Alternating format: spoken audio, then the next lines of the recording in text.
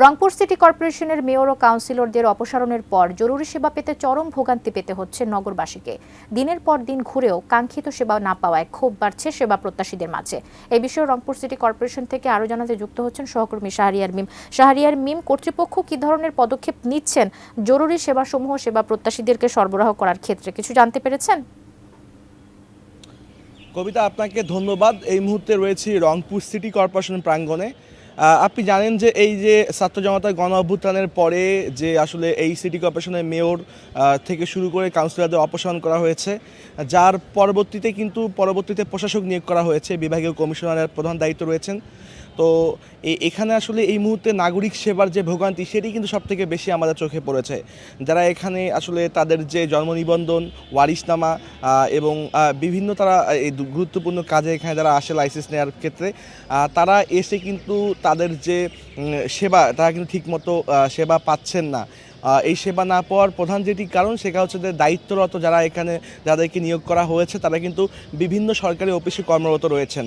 তো তাদের কাজের ফাঁকে যে এখানে সময় দিবে, এই সময়ের বিষয়গুলো সব কিছু মিলিয়ে কিন্তু একটি ভোগান্তি বা জটিলতা তৈরি হয়েছে, এমনটাই কিন্তু আমরা দেখেছি। আরেকটি বিষয় আপনাদেরকে জানিয়ে রাখি যে এই যে সিটি কর্পোরেশন আপনারা দেখতে পাচ্ছেন যে এই সাত সকালে এই 10টার পর থেকেই কিন্তু এখানে যারা নাগরিক, তারা এখানে নাগরিক সেবা নিয়ে এসেছেন। এই সিটি কর্পোরেশন নানা রকম সেবা থাকে, মৃত্যু সনদ, জন্ম সনদ, অটো লাইসেন্স থেকে শুরু করে আরও কিন্তু ওয়ারিশনামা, বিভিন্ন এখানে কিন্তু সেক্টর থাকে। তো এই যে বিষয়গুলো, তারা কিন্তু ঠিক মতো যে সেবা যে নেওয়ার যে ব্যাপারটা, double million offer Walton fridge কিনে পেতে পারেন 20 লক্ষ টাকা, রয়েছে কোটি কোটি টাকার নিশ্চিত উপহার। তারা এখানে এসেও কিন্তু এই সেবাগুলো পাচ্ছেন না। বিশেষ করে চারিত্রিক সনদ দেওয়ার কথা কিন্তু কাউন্সিলরদের। তো প্রতিটি ওয়ার্ড কিন্তু বিভক্ত করা রয়েছে যে এই সরকারি কর্মকর্তার অন্তর্ভুক্ত হচ্ছে এই ওয়ার্ডগুলো। এভাবে যখন ভাগ করে দেওয়া রয়েছে, তো তারা যারা আসলে তাদের চারিত্রিক সনদ নিয়ে যারা এখানে এসেছেন বা আসে, তারা কিন্তু সময় মতো তাদেরকে এখানে পান না, যার ফলে চারিত্রিক সনদ বা জন্ম নিবন্ধন যে এই বিষয়গুলো, এই ভোগান্তিগুলো কিন্তু থেকেই যায়। তো এখানকার সাধারণ যারা নাগরিক, তাদের আসলে দাবি খুব দ্রুত আসলে এই বিষয়গুলো সমাধান করা হোক। এখানকার যিনি প্রধান নির্বাহী কর্মকর্তা, তিনিও খুবই চেষ্টা করছেন, আমাদের সাথে কথা হয়েছে।